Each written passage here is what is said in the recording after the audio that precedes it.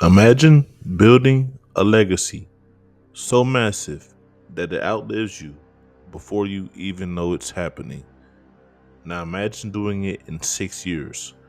That's Otis Redding, a voice so raw it made grown men cry, a work ethic so relentless it turned a broke kid from Georgia into an unstoppable force of nature, and a career that got cut short right as it was hitting its peak.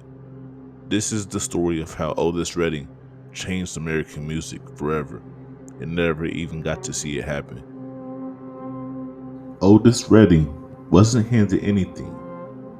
Born in Georgia, September 9th, 1941, raised in a housing project in Macon, he dropped out of high school at 15, not because he wanted to, but because his family needed money.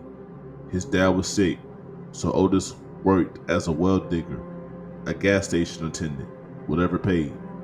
But every Sunday, he'd sing gospel on the local radio station for $6. He entered a local talent show and won 15 weeks in a row. That's not talent, that's a takeover. His heroes, Little Richard and Sam Cooke. He didn't just admire them, he studied them, absorbed them, and eventually built something entirely his own out of their DNA. Here's the part that sounds like a movie script. In 1962, Otis drove a friend to a recording session, not to perform, just to drive, because his friend didn't have a license. The session flopped, but almost as an afterthought, someone let Otis sing two songs before everyone packed up. One of those songs was These Arms of Mine. That single moment, a favor, a ride, a last minute chance, launched his entire career. The song sold over 800,000 copies. Stax Records signed him on the spot. Let that sink in. His big break almost didn't happen. Otis didn't just climb the ladder, he torched it and built a new one out of the ashes. He wrote his own songs.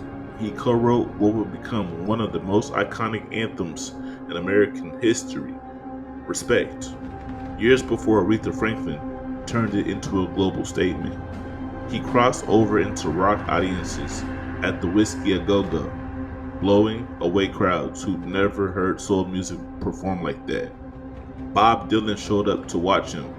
The Beatles sent a car to pick him up when he landed in London. By his mid-20s, this was a guy who was outselling Frank Sinatra and Dean Martin combined. Then came June 1967, Monterey Pop Festival. Otis had mostly played for black audiences up to this point, but Monterey put him in front of a massive, mostly white, mostly young rock crowd for the first time. And he didn't just win them over, he detonated. He asked the crowd if they were the love crowd. They screamed back. Jimi Hendrix and Brian Jones were reportedly floored watching it from the wings. This wasn't just a performance. It was the moment Otis Redding stopped being a regional star and became a legend. 6 months later, he was gone. December 10th, 1967. Bad weather. A small plane.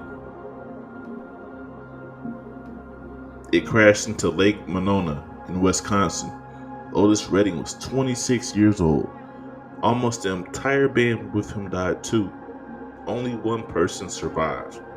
3 days earlier, he finished recording a song he believed would be his biggest hit ever, Sittin On the Dock of the Bay.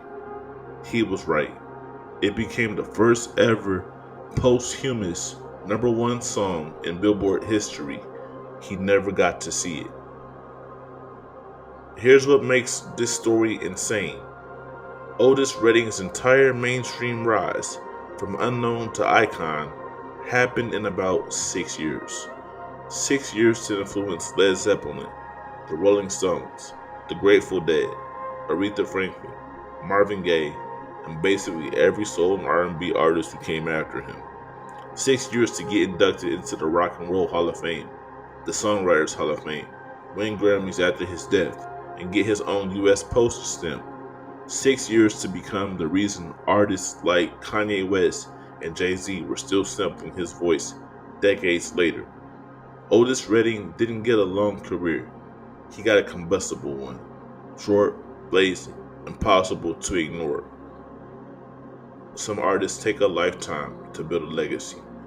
Otis Redding did it before he turned 27, and he did it with nothing but grit, a raw voice, and songs that told the truth. If you want more stories about legends like this, then subscribe, because keeping history alive is important on this channel. Thank you. This has been Advanced Slams.